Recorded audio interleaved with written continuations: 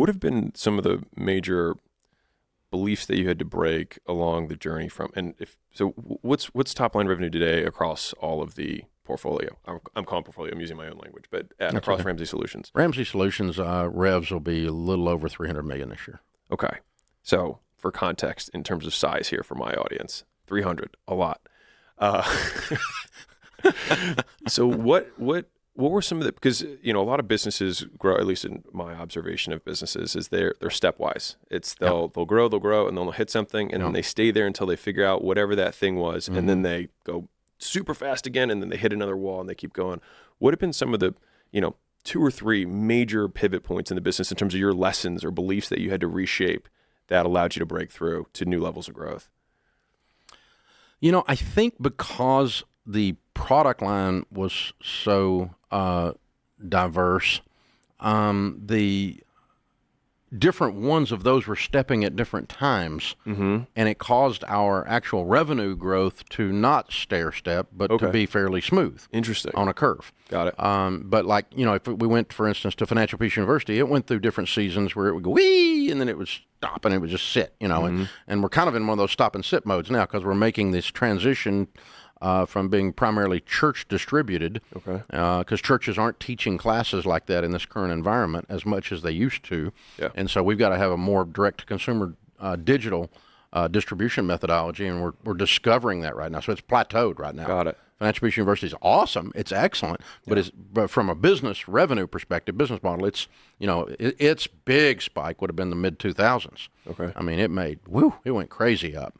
And it was kind of like the 800-pound gorilla revenue-wise inside the building. And then it moved over to the other thing. So your question is not the stair-step question. Your question was, what are some milestones along the way? Like lessons, beliefs that you had to shift that allowed you to be an entrepreneur that could get to, I mean, do you remember when you hit your first $10 million year, your first 30 and your first 100 and your first, you know, any big changes that happened in you as a person that you can denote and say, I learned this and this is why we were able to break through that? Yeah, I figured out fairly early that that organizations are not going to outgrow the character and intellectual capacity of their leadership, primarily me. And so if I remain dumb in some of the areas I'm dumb in, then we're not going to be at 600 million. You know, I've got to. Or somebody else will be doing it, and if they remain dumb, they can't. You just can't do it. I mean, there's stuff you don't know, and so I grew up in a real estate household. Mom and Daddy were in the residential real estate business, and so I've been selling my whole life. Straight commission for me, but self-employment is my DNA. I don't know how to think about working for someone, and when you grow up in that world, you know, you learn to kill it and drag it home because you ain't got anything to eat if you don't kill something and drag it home, and so very tactical. And so I couldn't spell strategic when we started. And we got large enough that we started hiring these things called MBAs, and these people that actually had, and now over the years I've got a ton of MBAs on the team, and I love the MBA programs, most of them that are out there. They do a really good job of teaching. But one of the things I learned almost universally about MBAs, they are heavily steeped in strategic thought. And so the MBAs on our team and me about 20 years ago made a really good trade. They taught me how to think strategically because I didn't know how, and I taught them how to work. So it was a good trade. And so would you say that basically them coming in and talking strategy was like a big unlock in terms of growth? Critical thinking skills, the way you solve a business problem. How do you, I would just go in there and go, okay, the answer is activity. Just go run into the wall enough times and the wall will fall down. Meanwhile, the MBA standing over the side going, hey, Dave, over here, there's a door. Yeah. If you just walk around, really, you don't have to run into the stupid wall. This is dumb. And so, because they're looking down on the maze, the labyrinth, and can see the way through. And I'm just going, just get after it. Just get in there and hustle, and you need to have both. You got to have the energy of the hustle and grind, and because when in doubt, activity is the answer.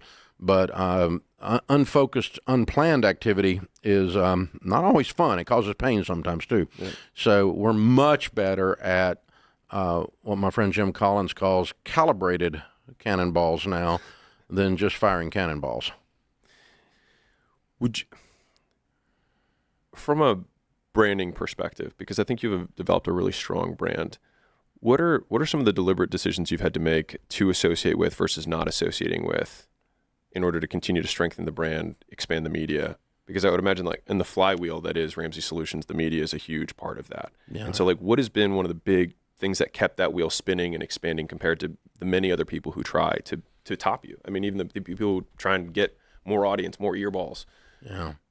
I don't know. We discovered, I don't know how we figured it out. It was accidental. I guess it was people getting pissed at us in the early days. We, like we would endorse something on the radio, just local radio station, and, go to such and such car lot. Well, somebody go over there and they go, the guy tried to screw me, Dave. He'd call me up on the air or call me up at my house, or find me in the mall and go, the guy you sent me to is a dang gum crook, Ramsey. Yeah.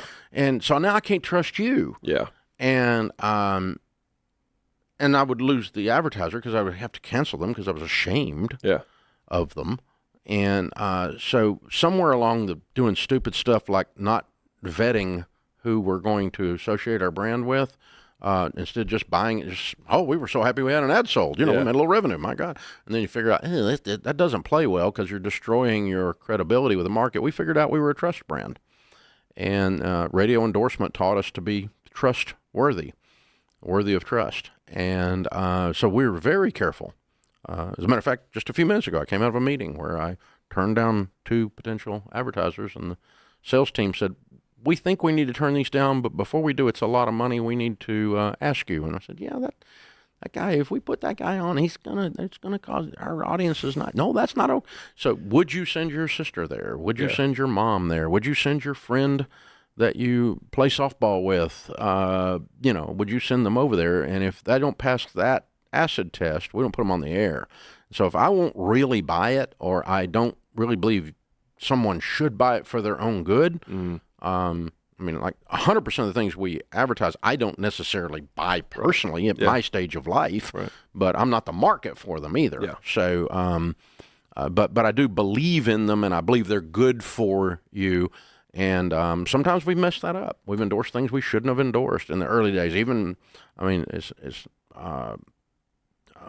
the last few years, I've had a really disastrous one that was a mess, and it's caused me all kinds of problems. But initially started out good and then turned bad, and we didn't cut them off fast enough, and that's our fault for not cutting them off. But we weren't doing it for money. We're trying to help people, and so it's a trust brand, and so no single relationship, advertiser, endorsement is it could not possibly give you enough revenue in our world to offset the damage it will do if they don't take care of the customer. Yeah.